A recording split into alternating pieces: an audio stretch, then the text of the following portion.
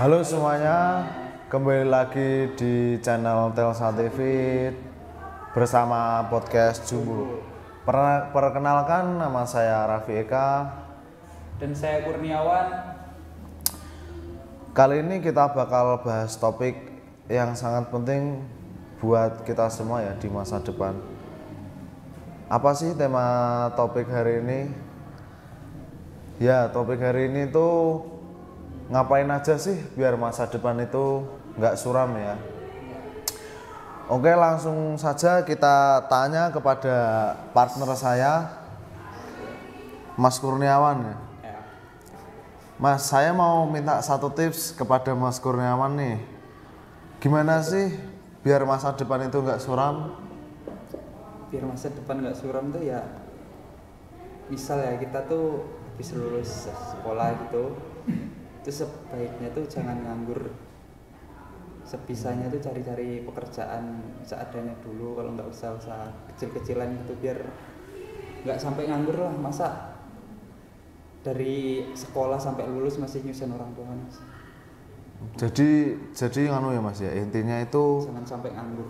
berusaha semaksimal mungkin, sebisa mungkin ya. Ya, sebisanya. Gitu.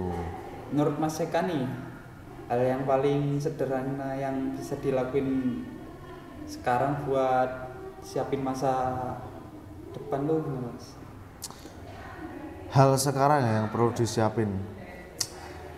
Kalau menurut saya itu bisa kamu itu mulai dari nulis wishlist, kamu bakal jadi apa, kedepannya mau gimana, mau kemana, lulus itu kamu mau kuliah apa mau kerja.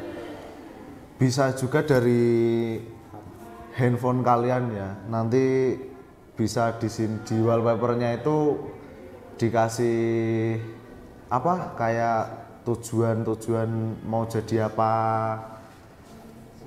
motivasi, kata-kata motivasi ya. Nanti kan setiap kamu buka HP itu Pasti keluar pasti ini kelihatan terus lah mau itu kemana gitu, mau jadi apa ya.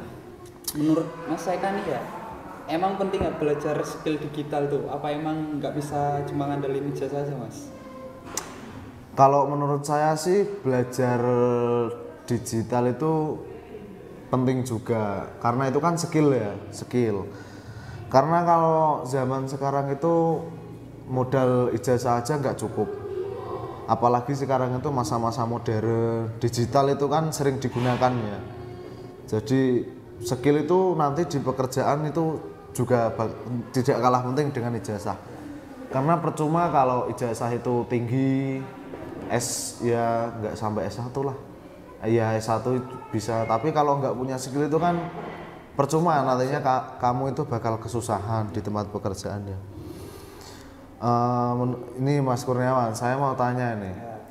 Mas Kurniawan dulu pernah nggak kalau waktu kecil itu kayak mikirin aku nanti kedepannya bakal kayak gimana ya, besar mau jadi apa gitu, pernah mikirin nggak Mas? Pernah, Mas. Dulu masih kecil tuh ya kan emang gitu kan, seringnya mikir yang hal-hal kedepannya tuh gimana gitu kan. Pasti tuh kecil tuh mikirnya tuh kayak pasti besarnya tuh gampang itu lah jalanin hidup. Taunya pas udah besar malah susah sendiri, Mas, jalannya tuh. Ini ada nggak Mas momen di hidupnya Mas Kurniawan itu kayak pernah mikirin, wah aku kedepannya aku harus mulai mikirin masa depan nih. Pernah nggak Mas mikirin sampai kayak gitu di momen-momen hidupnya Mas Kurniawan selama ini? Pernah sih, Mas. Dulu pas waktu baru lulus SMK tuh kan kayak baru pertama ngerasain hidup gitu. Jadi itu ya masih kesusahan kan awal-awal. Ya wajar kalau awal-awal itu kesusahan. Menurut Mas Eka nih, apa yang bikin masa depan itu dibilang suram? Menurut Mas Eka sendiri? Menurut saya sendiri ya, kalau masa depan dibilang suram itu aslinya sih banyak ya. Tapi itu bisa jadi karena kamu nggak punya tujuan hidup, kayak nggak tahu mau kemana, nggak tahu mau jadi apa, itu bisa dari juga cita-cita itu nggak tercapai, nanti kamu bingung, terus intinya kamu nggak tahu lah tujuan kamu itu bakal kemana, bakal lulus apa, kerja, males-malesan gitu juga bisa jadi. Kalau menurut Mas Eka nih, kalau nggak punya koneksi gitu, apakah bisa dapat kerjaan nih Mas? Kayak orang dalam gitu?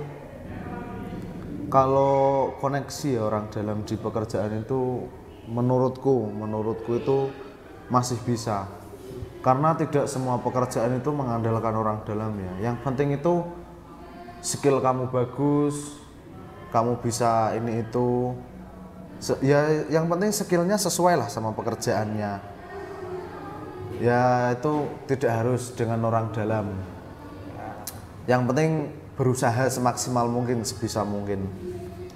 Kasih saran buat saya nih Mas, kan saya kan masih nggak pede kan, takut gagal, tuh gimana Mas cara ngatasinnya? Takut gagal ya, kalau takut gagal wajar lah Mas, semua orang itu takut gagal itu wajar, tapi ya kita itu harus percaya sama diri kita sendiri, sama niat kita itu harus percaya ya. Percayanya itu dalam hal kayak pantang menyerah, ini pasti bisa, kedepannya aku bakal bisa kayak gini gitu ya. Mas Kurniawan gimana sih Mas? Mas Kurniawan itu caranya bagi waktu itu antaranya healing apa Nabung dulu. Antara healing sama nabung itu gimana Mas caranya bagi waktunya itu? Ya kalau healing aja sih ya cuma hari libur aja Mas, selebihnya ya kayak biasanya gitu. Kalau masalah nabung kan dari hasil pekerjaan itu kan bisa ditabung dikit-dikit. Kalau Mas Eka sendiri nih pernah nyiapin plat B atau bahkan plat C gitu buat kayak jaga-jaga biar nggak gagal itu? Kalau nyiapin plan B sebelum ke plan A itu harus, karena takutnya itu di plan A kamu nggak keterima apa. Nanti kan kalau di plan A nggak keterima, kamu bisa ke plan B. Kalau kamu belum nyiapin kan susah nantinya ya. Setelah kamu ke plan A, nanti kamu nggak keterima apa, kamu nggak lulus gitu kan, bingung. Terus perlu nyiapin lagi dari nol. Kalau udah nyiapin kan nanti kalau dari plan A bisa langsung ke plan B gini. Jadinya nggak banyak basa-basi lah ya, nggak banyak nganggur gitu. Satu kata pegangan nih Mas buat ngejar masa depan tuh. Satu kata pegangan. Ini ada, jangan nunggu jago dulu baru mulailah dulu, nanti juga bisa jago, bisa. Itu oke, itu sekian dari kami podcast Jumbo. Jika ada salah kata mohon maaf. Terima kasih, see you.